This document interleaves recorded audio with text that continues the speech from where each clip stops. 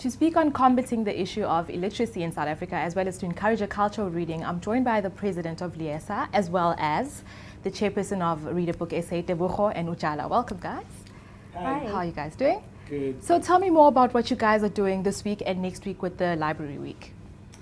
Well, LIASA, that is the Library and Information Association of South Africa, is tasked with setting the dates and the theme of South African Library Week on an annual basis.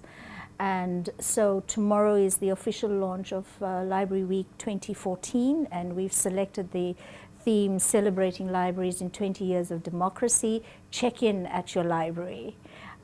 So during the course of the week next week, we anticipate libraries hosting events, encouraging people to use libraries, showcasing libraries as desired spaces, creating reading programs, how librarians are adding value to lives of young children, youth, etc. So basically it's a time to celebrate libraries in a community that is struggling with education, literacy, and finding meaning for life. And as the ambassador of this campaign, what is your role in it? Well, my role is basically to speak to young people about using their libraries and also the facilities that are available at libraries. Another thing which I've done is workshops with librarians to come up with ideas in how they can, best appeal to the community to use their facilities.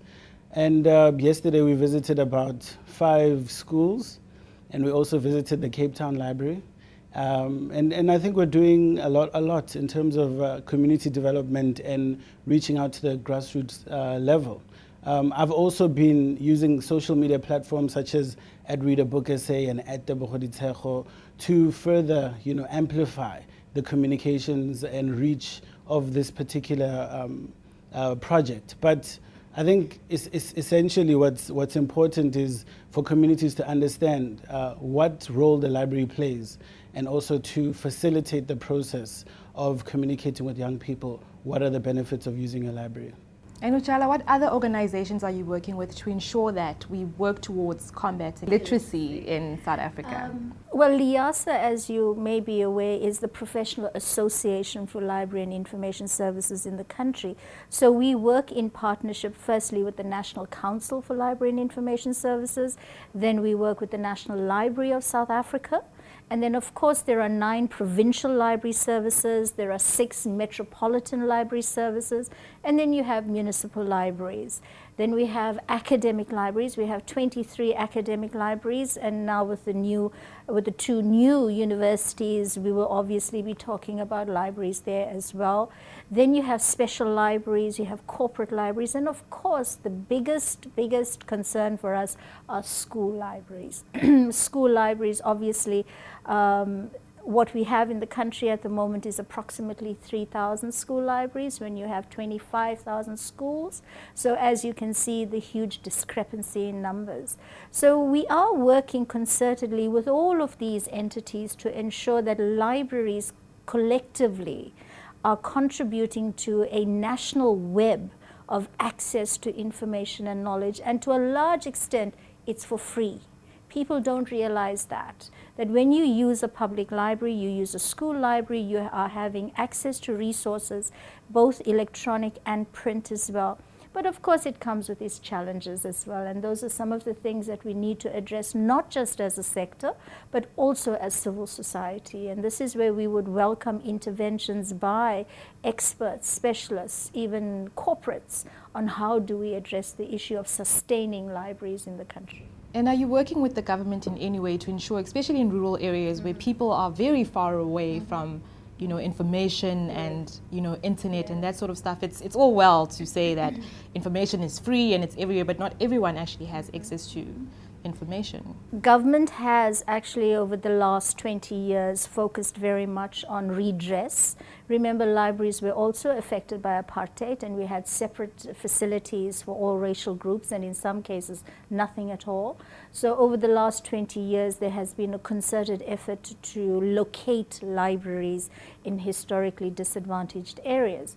Now, you raised the issue of technology, etc., but technology is not the panacea of all problems. It's an enabler.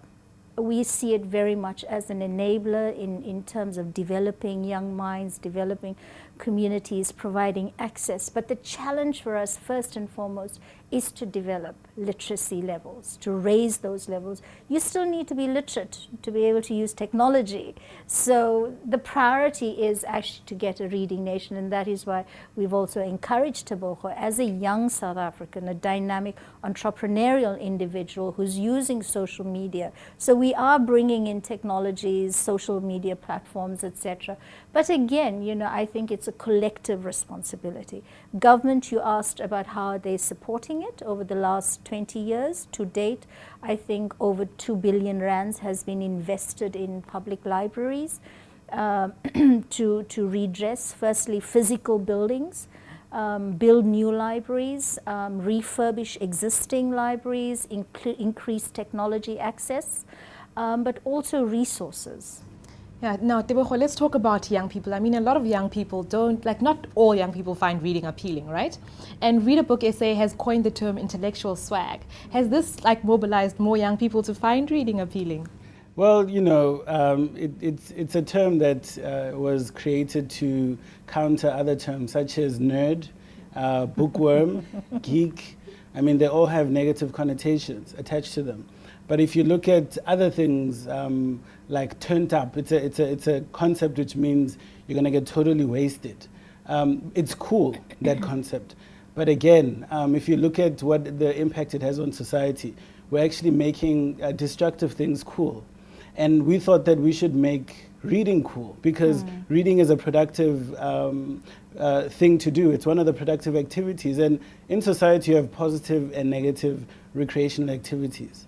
And going to the library, utilizing the facilities, using it to study, using it to do your research, go on the internet, take out books, that is positive recreation. And that is what we are promoting. So intellectual swag means that it's cool to be intelligent. And yes, it has encouraged a lot of young people to find reading more appealing. And that's why we've been, you know, getting a lot of traction.